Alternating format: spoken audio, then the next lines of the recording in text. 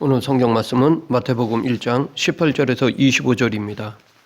복음서보다 먼저 기록된 로마서 서도에서 바울은 복음이란 과거 선지자들을 통해 약속하신 하나님의 아들 곧 예수 그리스도에 관한 기록임을 밝히고 있습니다. 그리고 이 예수님에 대해 두 가지로 말하고 있습니다. 하나는 육신으로는 다윗의 혈통에서 나셨다는 것이고 다른 하나는 성결의 영으로는 죽음 가운데서 부활하여 하나님의 아들이 되셨다는 것입니다. 오늘 이 시간 바울이 말하는 바와 같이 예수님에 대해 두 가지 곧 육체적인 태어나심과 성령으로 잉태하심에 대해 살펴보고자 합니다. 먼저 예수님은 우리와 똑같이 인간의 몸으로 이 세상에 태어나셨습니다. 그러나 그의 시작은 이 세상에 태어나심으로 시작된 것이 아니라 영원 전부터 시작됩니다. 즉 영원한 자존자이신 예수님이 육신을 입고 우리와 동일하게 이 땅에 태어나신 것입니다. 이것을 말하고자 한 것이 마태복음 서두입니다. 마태복음은 긴 족보로 시작하고 있습니다. 더 크게 보면 신약은 예수님의 족보로 시작하고 있습니다. 즉 아브라함과 다윗의 자손 예수 그리스도의 계보라, 이것이 신약의 시작입니다. 아브라함이 이삭을 낳고 이삭은 야곱을 낳고 야곱은 유다와 그 형제를 낳고로 시작되어 16절에 보면 야곱은 마리아의 남편 요셉을 낳았으니 마리아에게서 그리스도라 칭하는 예수가 나시니라 라고 되어 있습니다. 이 족보는 1장 17절에서 정리하고 있듯이 아브라함부터 다윗까지 연례되어 다윗부터 바벨론으로 사로잡혀갈 때까지 연례되어 바벨론으로 사로잡혀간 후부터 그리스도까지 연례대로 되어 있습니다.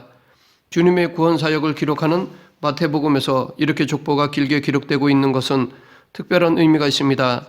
그 의미를 네 가지로 정리하면 첫째, 이 족보는 예수님 탄생의 역사성을 말하고 있습니다. 즉 예수님은 가상의 존재나 신화적인 존재가 아니라 실제로 이 땅에 태어나신 분이심을 증거하는 것입니다. 예수님은 마리아의 몸에서 10달의 임신 기간을 거쳐 이 땅에 태어나셨습니다. 그는 역사의 한 시기에 이 땅에 오셨고 우리 가운데 임하셨습니다. 그는 탄생, 유년기, 성장기를 거치면서 인간이 겪는 모든 것을 경험하시면서 우리의 구원자가 되셨습니다. 그런데 이 예수님에 대한 족보는 신약 성경에서 두 곳에 기록되어 있습니다. 마태복음 1장 1절부터 17절과 누가복음 3장 23절에서 38절입니다. 마태복음의 족보는 아브라함에서부터 시작되어 예수님에게까지 내려오는 하향식 기록이라고 하면 누가복음에는 예수님으로부터 시작하여 요셉을 거쳐 아브라함으로 거슬러 올라가 아담에까지 이르는 상향식 기록입니다. 이렇게 기술 방식은 다르다 할지라도 이 두 족보는 예수님이 다윗의 후손으로 실제로 이 땅에 오신 분이시라는 사실, 즉 성육신의 실제성을 증거하고 있습니다. 둘째, 이 족보는 예언의 성취를 보여줍니다. 예수님은 아브라함의 후손으로 오실 것으로 예언되었습니다. 창세기 22장 17, 18절을 보면 예수님은 아브라함의 후손으로 오실 것을 말씀하시면서 내 씨로 아브라함의 천하 만민이 복을 얻으리라 라고 하셨습니다. 사도 바울은 이 씨에 대해 갈라디아서 3장 16절에서 예수 그리스도를 지칭하는 것임을 우리에게 가르쳐주고 있습니다. 또 사무엘하 7장 12, 13절에서는 예수님이 다윗의 후손으로 오실 것으로 예언되어 있습니다. 또한 이사야 11장 1절, 10절에서도 예수님이 다윗의 후손으로 오실 것으로 예언되어 있습니다. 이 예언의 말씀처럼 예수님은 다윗의 후손으로 오셨습니다. 구약의 예언이 그대로 성취되고 있음을 보여주고 있고 이 점을 통해 예수님은 우리를 위해 구원자로 오시도록 예언된 분이시라는 사실을 보여주고 있는 것입니다. 셋째, 이 족보는 예수님의 혈통을 다 기록한 것이 아니라 선택적인 족보임을 보여줍니다. 한 가지 예로 다윗에서부터 바벨론으로 잡혀갈 때까지 14대로 기록되어 있습니다. 그러나 다윗, 솔로몬을 이어 남유다 왕은 21명이었습니다. 그래서 그들이 다 기록된다면 족보는 14대가 아니라 23명이 기록되어야 합니다. 그러나 14대만 기록되어 있습니다. 이것은 족보가 선택적임을 알 수 있습니다. 그러면 왜 마태는 마태복음에서 예수님의 족보를 14대씩 세 쌍으로 기록했을까요? 그것은 당시 유대인들은 도식적인 배열을 선호하는 성향이 있었기 때문입니다. 그래서 기억하기 쉽게 하고자 했기 때문입니다. 하지만 단지 그 이유만은 아니라고 봅니다. 여러 가지 해석이 있겠지만 이 족보를 통해 예수님이 다윗의 후손으로서 다윗의 위를 계승한 왕이심을 증거하려는 의도가 있다고 여겨집니다. 히브리어 자음에는 각각 숫자의 의미를 지니고 있습니다. 그래서 글자가 숫자로도 사용됩니다. 다윗이라는 이름의 히브리어는 달렛, 와우, 달렛이라는 세 자음으로 구성되어 있는데 달렛은 4이고 와우는 6이고 다시 달렛은 4입니다. 그래서 자음의 수를 합하면 도합 14가 됩니다. 이렇게 히브리어와 헬라어의 알파벳은 숫자의 기능을 겸했던 것입니다. 넷째, 이 족보에는 네 여인의 이름이 기록되어 있습니다. 당시 남성 중심의 사고였고 여자와 어린아이가 경시되던 때였기에 여인들의 이름이 예수님의 족보에 기록된 것은 당시 고정관념을 파괴하는 획기적인 것인데 이것은 그보다 더한 경이로운 일이라 할 수 있습니다. 유대인들의 전통에서 여자는 족보에 오르지 않습니다. 또한 유대인들은 백성들의 수를 셀 때에도 여자와 어린아이는 그 수에 넣지 않았습니다. 그래서 이스라엘 백성들이 출애굽할 때에도 20세 이상인 남자의 수만 계수하였던 것입니다. 또한 유대인들이 지키는 3대 절기는 유월절, 오순절, 장막절인데 이때는 예루살렘에서 반경 24km 이내에 사는 12세 이상의 남자들은 반드시 예루살렘에 올라가 그 절기를 지키도록 되어 있었습니다. 그러나 나병 등 부정하다고 간주되는 병이 있는 남자들과 모든 여자들은 제외되었습니다. 유대인들은 흔히 아침 기도에서 세 가지를 감사했다고 합니다. 첫째는 여자로 태어나지 않은 것, 둘째는 노예로 태어나지 않은 것, 셋째는 이방인으로 태어나지 않은 것을 감사했다고 합니다. 이처럼 여자에 대한 정당한 권리를 인정하지 않던 유대 사회에서 그것도 거룩하신 예수님의 족보 속에 네 여인의 이름 곧 다말, 라합, 룻, 우리아의 아내 바세바가 언급되어 있다는 것은 신비로운 일이라 할 수 있습니다. 특히 이 중 세 여인은 모두 이방인들이었습니다. 그리고 이 네 여인은 모두 족보에 오를 아무런 자격이나 근거가 없었습니다. 다말은 가나안 출신의 이방 여인으로 시아버지로부터 자식을 낳았습니다. 창세기 38장에 보면 다말은 시아버지 유다를 유혹하여 베레스와 세라를 낳았습니다. 라합은 여리고 출신의 기생이었습니다. 룻은 모압 출신의 이방 여인이었습니다. 바세바는 사무엘하 11, 12장에 기록된 밭처럼 가늠한 여인이었습니다. 이처럼 이들은 혈통적으로나 도덕, 윤리적으로 내세울 것이 없는 여인들이었습니다. 그럼에도 불구하고 이들이 족보에 들어간 것은 이를 통해 하나님 앞에서는 쓰임받는 것이나 영광을 얻는 것은 인간의 공로나 행위에서 비롯되는 것이 아니라 오직 하나님의 은혜라는 것을 보여준다고 하겠습니다. 물론 인간적으로 보이는 믿음의 결단이나 수고가 있지만 그것마저도 근본적으로 보면 하나님의 은혜이기에 모든 것은 하나님의 은혜라 할 수 있습니다. 그러기에 오늘 우리가 누리는 영광이나 복이 있다면 그것은 나의 공로보다 먼저 전적인 하나님의 은혜라는 점을 가르쳐 준다고 하겠습니다. 그런데 예수님은 우리와 동일하게 이 세상에 태어나셨지만 우리와 근본적으로 다른 한 가지는 성령으로 잉태하셨다는 것입니다. 오늘 본문 18절 마리아가 요셉과 약혼하고 동거하기 전에 성령으로 잉태된 것이 나타났더니 여기서 성령으로라는 말의 원어는 에크 푸니마토스 아리온인데 에크는 원인을 의미합니다. 그래서 이 말은 성령으로 말미암아라는 뜻입니다. 예수님의 출생은 이 세상의 모든 인간과 같이 부모의 생물학적 잉태가 아니라는 사실입니다. 예수님은 처녀의 몸에 잉태되셨습니다. 이것은 이미 구약에 예언되어 있었지만 실제로 이 사실을 체험하는 요셉은 크게 당황하였습니다. 그래서 그는 은밀하게 약혼을 파기하려고 생각했던 것입니다.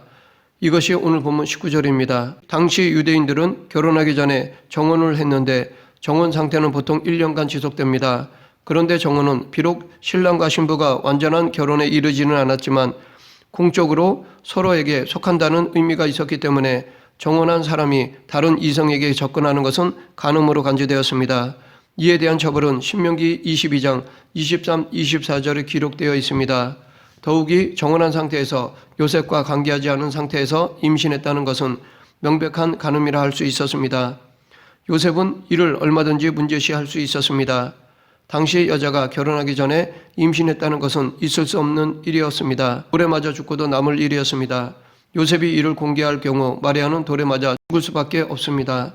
그러나 요셉은 이것을 공개하지 않았습니다. 마리아를 죽게 하고 싶지 않았기 때문입니다. 그렇다고 정혼한 상태에서 임신한 여자를 아내로 데려오는 것도 내키지 않는 일이었습니다. 그래서 요셉은 은밀하게 약혼을 파기하려고 했던 것입니다. 바로 이런 문제로 고민하고 있을 때 주의 사자가 요셉에게 나타났습니다. 이것이 오늘 본문 20절 이하의 말씀입니다. 주의 사자는 마리아의 잉태는 성령으로 된 것임을 알려주었습니다. 이 모든 일은 구약에서 예언된 것으로서 마리아를 통해 태어날 아기 예수는 자기 백성을 구원할 자라는 사실을 전해주었습니다. 그런데 혹자는 예수님을 요셉의 혈통적 아들이라고 주장하기도 합니다. 그러나 마리아가 요셉과 동침하지 않았다는 사실을 몇 가지로 증가할 수 있습니다. 첫째, 요셉이 마리아가 임신한 것을 알고 가만히 끊고자 했다는 것입니다. 만약 자기 애라면 좋아했을 것입니다. 둘째, 자기 애인데도 그렇게 했다면 요셉은 불의한 자일 것입니다. 그러나 성경은 그를 의로운 사람이라고 말하고 있습니다. 셋째, 이미 구약에서는 메시아의 동정녀 탄생을 예언하고 있습니다. 넷째, 마리아의 성령 잉태의 반대 증거가 없다는 점입니다. 그런 주장들은 오히려 역설적으로 동정녀 마리아에게 나심을 더 증거해 줄 뿐입니다.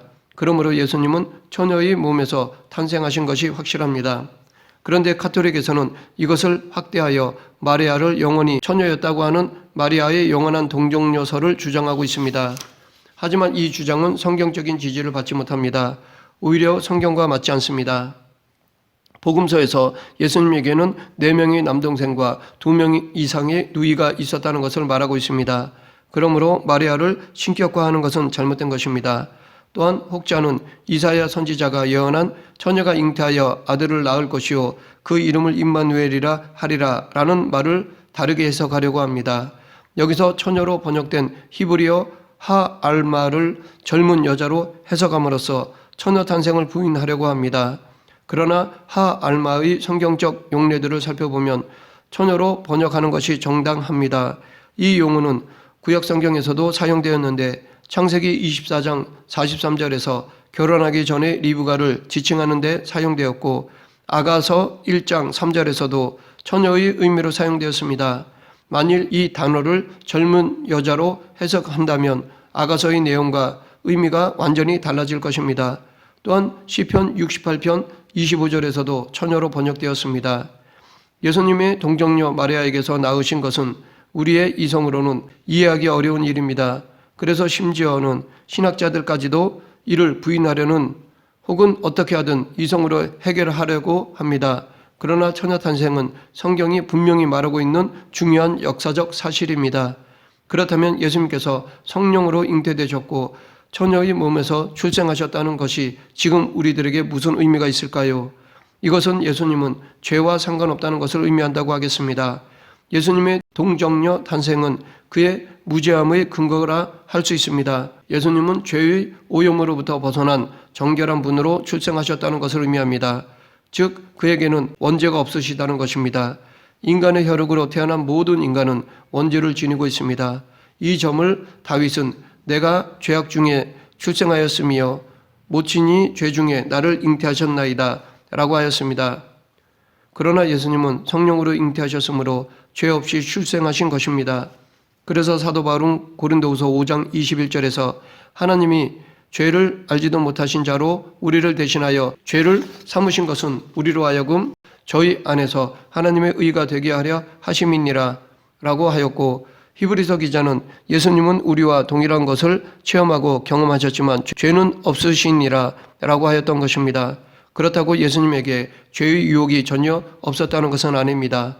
예수님도 죄의 유혹을 받으면 넘어질 수 있는 우리와 같은 분이십니다. 그러나 예수님은 그 유혹을 다 물리쳐 어떠한 죄도 짓지 않으셨습니다. 예수님은 베들레헴에서 출생하셨습니다.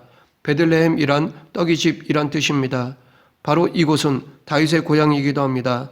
다윗은 이곳에서 왕이 되는 기름 부음을 받았습니다. 그래서 이곳을 다윗의 동네라고 불렀습니다. 이것은 미가의 예언 성취이기도 합니다. 베들레헴 에브라다야 너는 유다 족속 중에 작을지라도 이스라엘을 다스릴 자가 내게서 내게로 나올 것이라. 당시 로마 제국의 황제는 아우구스도였고 팔레스타인의 통치자는 헤롯이었습니다. 헤롯은 이두메의 안티파테르의 아들로서 BC 37년에 유대와 사마리아의 왕이 되었습니다. 그는 출생으로는 이두메인이었고 종교적으로는 유대인, 문화적으로는 헬라인, 정치적으로는 로마인이었습니다. 헤롯은 위대한 건축가였고 헬라 문화의 옹호자였습니다. 그는 유대인의 환심을 사기 위해 예루살렘 성전을 재건하기도 하였습니다. 그런데 당시 아구스도 황제는 인구조사를 위한 목적에서 호종령을 내렸습니다. 당시 로마의 관리들은 자기들의 편의를 위해 본적지에 거주하지 않는 이들은 이유 여하를 막론하고 본적지로 가서 인구 등록을 하도록 하였습니다. 그래서 갈릴리 나사렛에 살던 요셉도 약혼자 마리아와 함께 호적하기 위해 고향인 유대 땅 베들레헴으로 길을 떠났습니다. 나사렛에서 베들레헴까지는 약 160km가 조금 더 되는 거리였습니다. 따라서 그 길은 젊은 남자에게도 쉽지 않은 여행길이었습니다. 하물며 만삭이 된 여인에게는 상당히 힘들고 위험한 여행이었습니다. 그럼에도 불구하고 이들은 먼 길을 떠나 베들레헴에 도착하였습니다. 그런데 호적하기 위해 외지에서 온 많은 사람들 때문에 방을 얻지 못하였습니다. 만약 이들 중에 요셉과 마리아를 받아주었다면 그 이름이 성경에 기록되었을지도 모릅니다. 그리고 그 집은 성지순례 코스가 되어 자자손손 먹고 살 수 있었을 것이라 생각해 봅니다. 만삭과 긴 여정으로 피로에 지친 마리아를 맞아주는 곳이 없었습니다. 이것은 앞으로 예수님께서 당하실 고난과 고독과 거절의 예고이자 시작이라 할 수 있습니다. 만삭이던 마리아는 방을 얻지 못하여 결국 가축을 기르는 곳에서 아이를 낳았습니다. 이렇게 예수님은 가장 비천한 곳에서 태어나셨습니다. 예수라는 이름은 구약의 여호수아와 같은 의미이며 단축형으로는 예수와입니다. 그 이름의 뜻은 여호와는 구원이시다라는 의미입니다. 이 이름은 그가 이 세상에 오실 목적을 밝혀주고 있습니다. 이 이름은 자의적으로 장명한 것이 아니라 하나님의 사자가 전해준 이름입니다. 이 이름처럼 예수님은 자기 백성을 구원하기 위해서 보냄을 받았던 것입니다. 오늘 본문 23절에서 이사야의 예언을 인용하면서 예수님이 오심으로 이 예언이 성취되었다는 것을 증거하고 있습니다. 여기서 예수님을 임마누엘이라고 하고 있습니다. 이 말은 하나님이 우리와 함께 하신다라는 뜻입니다. 이렇게 하나님께서 이 땅에 보내신 메시아의 이름은 자기 백성을 저희 죄에서 구원할 자, 곧 예수라는 이름과 하나님이 우리와 함께 계시다라는 임마누엘, 이 두 개입니다. 그렇다면 이렇게 메시아가 지닌 두 개의 이름인 예수와 임마누엘 사이에는 어떤 관계가 있으며 또 특별히 임마누엘이라는 이름이 왜 그토록 중요한 것일까요? 인간은 일생을 고통 가운데 살다가 허무하게 사라져버리고 말 존재입니다. 왜냐하면 최초의 인류의 시조가 죄를 범함으로 인하여 생명과 모든 복의 근원이신 하나님과의 사이에 장벽이 생겼기 때문입니다. 그런데 하나님께서는 이렇게 평생을 죄와 고통으로 신음하다 죽을 수밖에 없는 우리를 불쌍히 여기시고 구원하시고자 당신의 독생자이신 예수 그리스도를 이 땅에 보내신 것입니다. 즉 하나님께서는 당신과 인간 사이를 갈라놓는 장벽, 죄를 제거하여 당신의 백성을 그들의 죄에서 구원하시기 위해 예수님을 보내신 것입니다. 그리고 그 예수님께서는 임마누엘의 하나님으로서 우리와 함께 하심으로써 우리의 고통과 모든 문제를 체휼하시고 또한 친히 우리의 죄 짐을 짊어지고 십자가에서 속죄하심으로써 우리로 하여금 하나님과 더불어 영원한 영광과 복에 참여할 수 있는 길을 마련하셨습니다.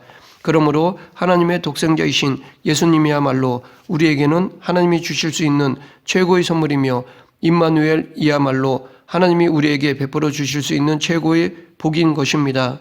그렇기 때문에 우리는 세상 사람들처럼 건강이나 부귀 영화와 같이 복의 지엽적인 것만을 구할 것이 아니라 무엇보다도 복의 근원인 예수 그리스도를 소유해야 합니다. 그리하여 예수 그리스도를 통해 임하시는 임마누엘 곧 하나님이 함께 하시는 복을 누리도록 해야 할 것입니다. 말씀을 맺겠습니다. 오늘 본문에서 말하는 바와 같이 예수님은 우리와 같은 인성을 지닌 분이신 동시에 성령으로 잉태하사 죄와 흠이 없으신 분이십니다. 그렇기 때문에 예수님은 우리의 연약함도 하시고 우리의 대제사장이 되어 우리의 모든 죄를 대속하셨습니다.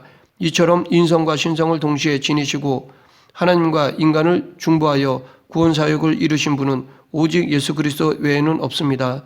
따라서 오늘 본문을 통해 예수님에 대해 보다 분명히 깨달음으로써 임마누엘의 복을 누리는 성도가 되어야 할 것입니다.